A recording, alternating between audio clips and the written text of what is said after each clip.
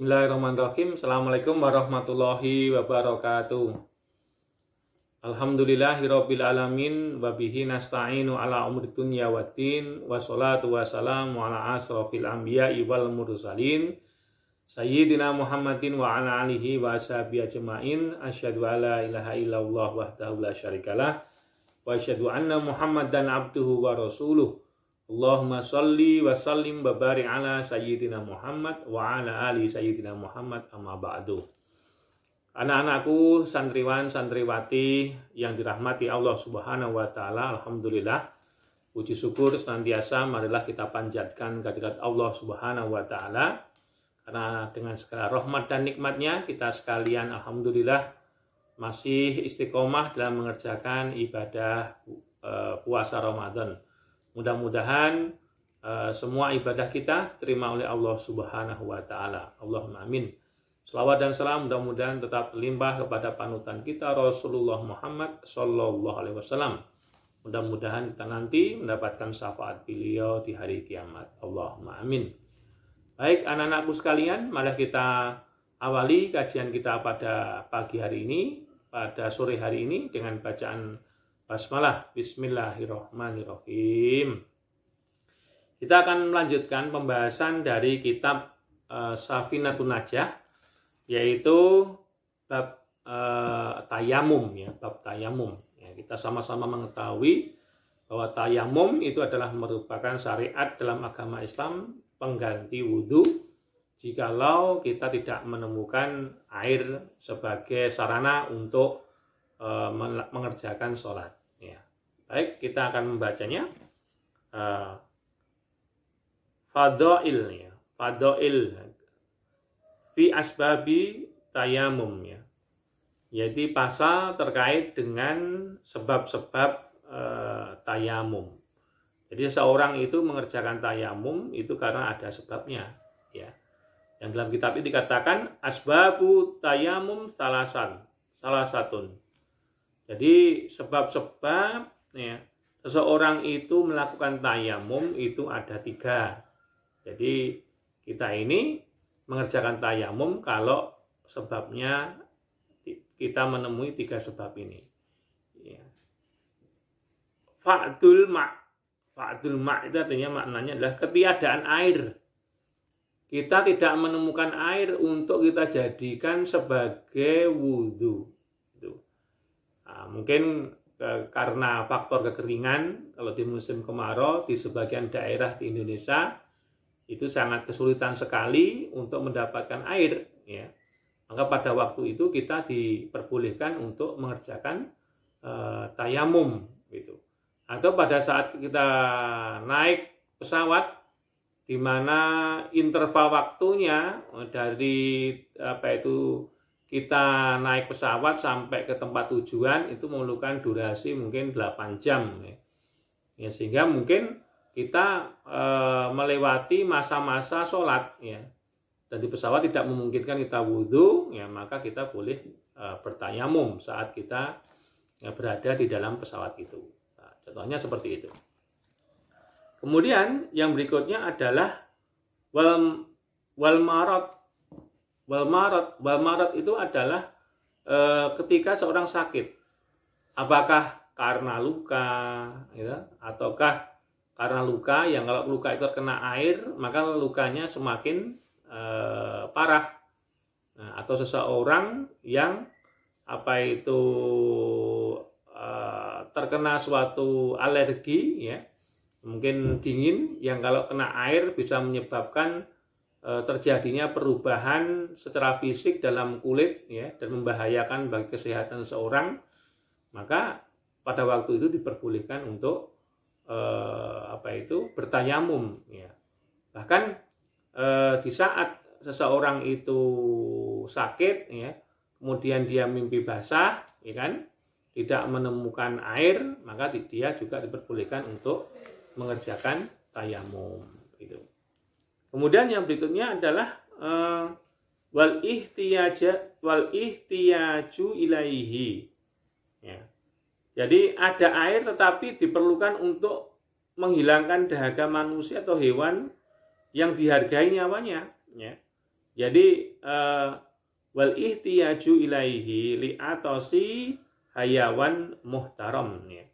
Jadi menghilangkan ada air tetapi diperlukan untuk menghilangkan dahaga manusia atau hewan yang dihargai nyawanya. Artinya airnya ada, tapi airnya itu untuk keperluan yang lebih penting, yaitu untuk memenuhi rasa dahaga daripada manusia atau hewan yang memiliki nilai ya, seperti sapi atau unta ya, atau kambing ya. Ya air, tapi terbatas, jumlah airnya terbatas. Jumlah airnya itu hanya untuk minum saja. Kalau digunakan untuk berwudu ya tidak mencukupi ya.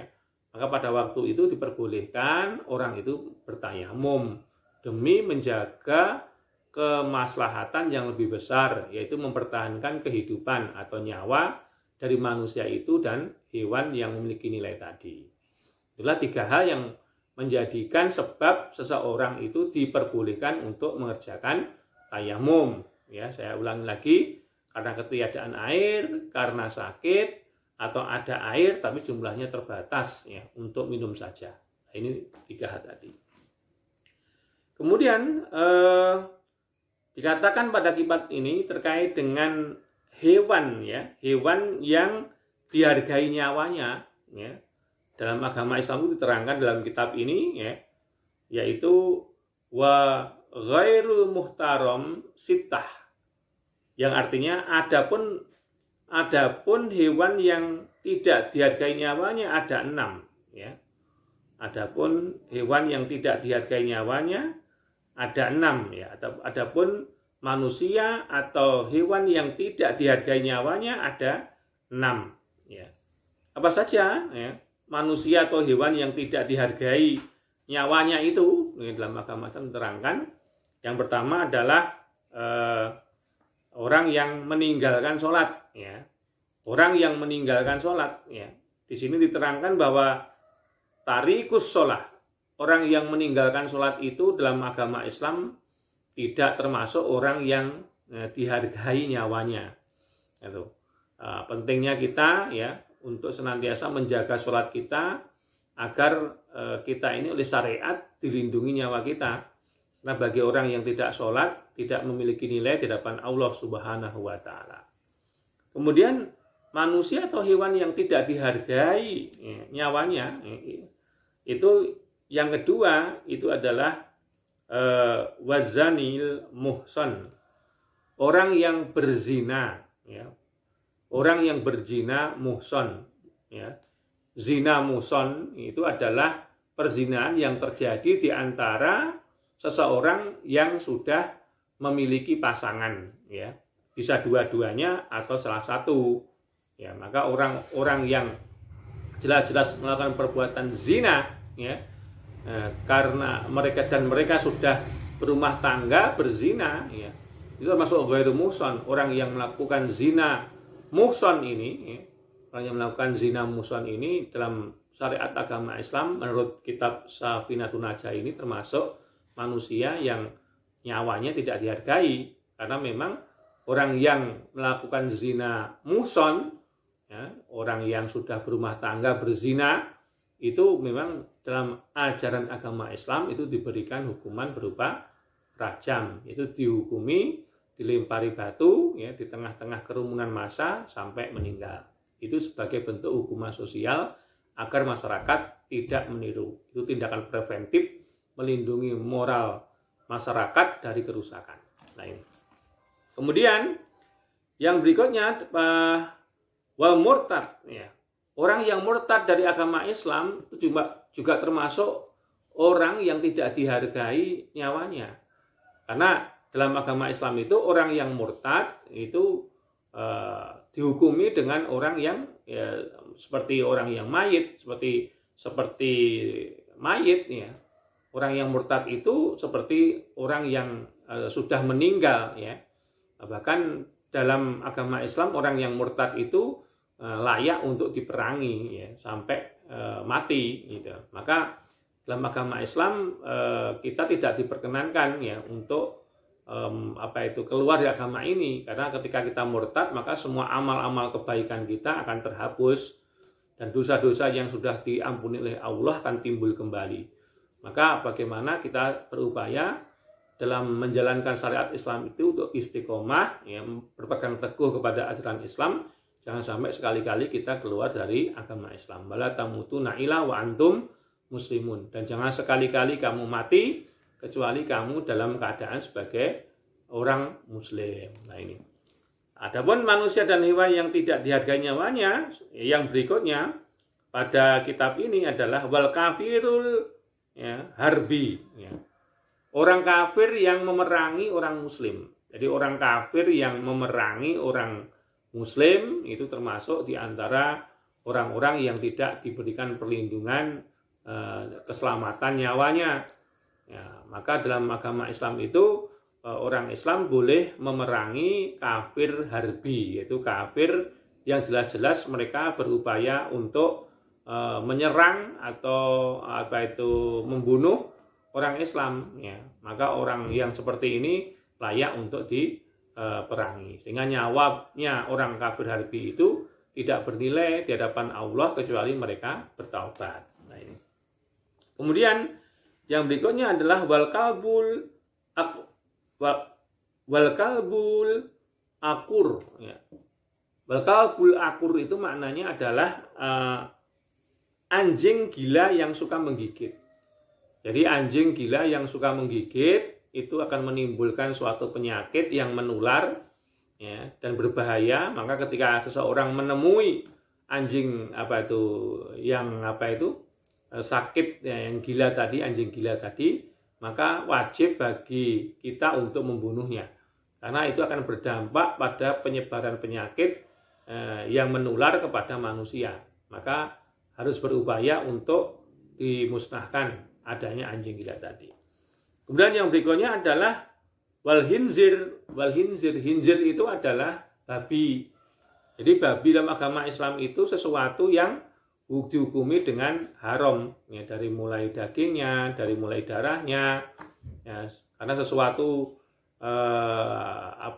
babi ini merupakan suatu binatang yang menjijikkan, ya, karena di antara berbagai macam binatang-binatang itu tidak ada yang mau untuk memakan kotorannya, memakan kencingnya, tapi babi itu, ya, adalah binatang-binatang yang dia mau makan kotorannya sendiri, mau minum kencingnya sendiri saat dimana dia itu mengalami kelaparan atau kehausan. Ya. Suatu cerminan dari sifat yang menjijikkan yang tidak boleh menular pada diri manusia. Dan memang kebanyakan babi itu, ya, samping memiliki tabiat yang tidak baik, ya, itu juga mengandung cacing yang berbahaya bagi kesehatan manusia, sehingga walaupun sudah dimasak dengan temperatur panas 100 derajat pun keharuman babi jelas tidak bisa dihilangkan, ya, maka kulitnya, kemudian dagingnya, darahnya, itu semua gajihnya, lemaknya, semuanya haram itu. Sehingga umat Islam harus berupaya untuk tidak memakan babi ini, karena babi termasuk binatang yang haram untuk dimakan. Nah, mengapa Allah Subhanahu wa taala menciptakan babi kalau ujung-ujungnya Allah melarang untuk memakannya? Lah ini, ya, Allah Subhanahu wa taala membuat syariat itu ada perintah, ada larangan. Allah ingin menguji keimanan kita lewat perintah atau larangan itu. Ya, siapa yang taat kepada perintah Allah dan siapa yang berupaya dalam hidupnya untuk menjauhi larangan Allah. Jadi Allah menciptakan sesuatu yang haram bagi kita, itu bermaksud untuk menguji nilai keimanan kita.